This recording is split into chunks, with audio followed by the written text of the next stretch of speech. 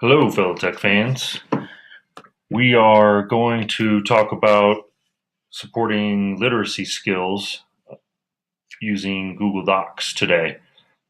There's been a lot of discussion lately about how we can take the writer's notebook process and move it onto the digital platform. So I'm going to give a brief example of that.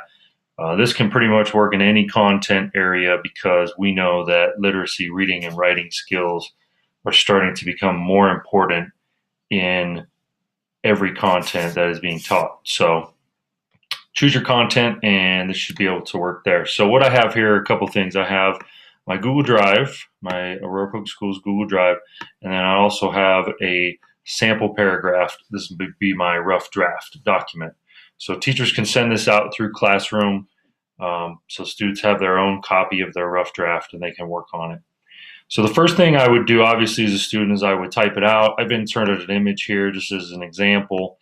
And then as a student, I'm probably going to go back and do the revision process. Now I can have, as a teacher, students collaborate and revise together. So for example, if I was a student looking at another student's document, I might highlight this word paragraph that's spelled wrong and go up here with comments and then hit the comment and put in a note for that student.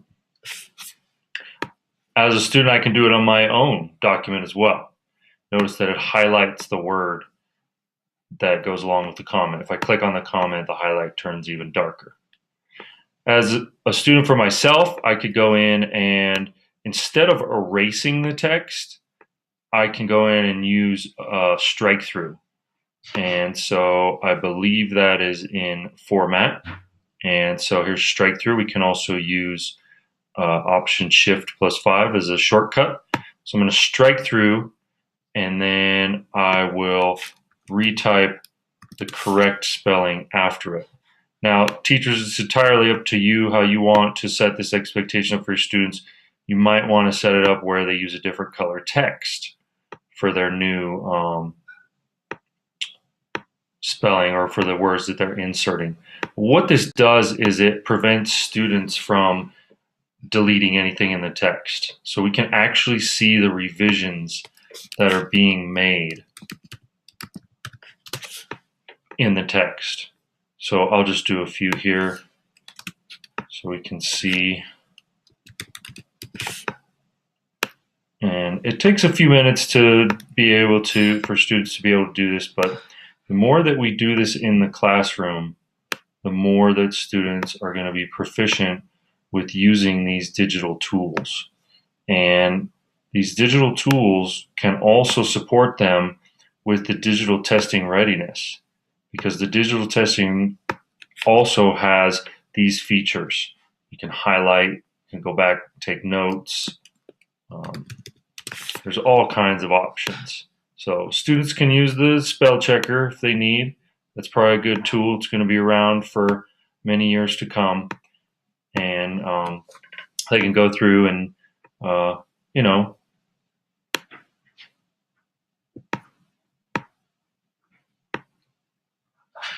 make corrections and highlight things, which is a really useful tool. It's what I'm using right now. Notice in the font color up here, I have the choice of changing the text color or highlighting. So this, I'm just going to highlight that sentence. It'll highlight it too with the comments. Okay, so I could highlight it. I could make notes there in a different font color, and the list goes on and on. There's all kinds of great tools. Now, what do I do as a student when I'm finished revising my draft and it's ready to go and I've collaborated with other students? I'm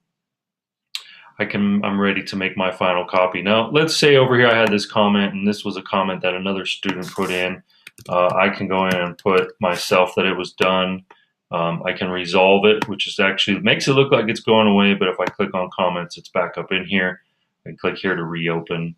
There's all kinds of options. The one piece that we don't want to do is we don't want to delete the comments. So over here on the right with the three dots, we can edit or delete. If students don't want the comments there, just tell them to resolve it, and it goes up there, and then we have the comment history. And if you're sending these out through Google Classroom, teachers, you have the opportunity to go in and watch students revise and look at their revision histories without having to set up any sharing. So now I'm ready to write my final copy, and over here I actually have a final copy ready to go. It's blank. I'm a firm believer in having students type their final copy because it supports their typing skills, and it also helps them really be closely attentive to the things that they're putting on there. So the easiest way I think to do this, obviously I don't want to copy paste a bunch of stuff, and I also don't want to have to keep going back and forth between these two tabs. That can get real annoying real fast. It's going to be tough for some students. So if I just grab this tab over here with my final copy, I'm just going to click on it and hold, and I'm going to drag. I'm going to drag it out, and notice it opens its own window. So now I have two windows that I can type in. I'll do that again. I can drag this tab right back into the other window. Okay, so now I have one window, two tabs that I'm working between. If I just click and drag, I can drag it out and it forms its own window itself. Okay, now all I'm going to do is grab in one of the corners, any four will work, and I'm going to resize by clicking and dragging the window. So I'm resizing the window so I can fit it half of my screen, and then I'm going to go back and resize the other one so I can fit it half of my screen. Now, when I go to type my final copy, I can see both copies side by side. So it's going to be a real easy way for me to be able to type my final copy.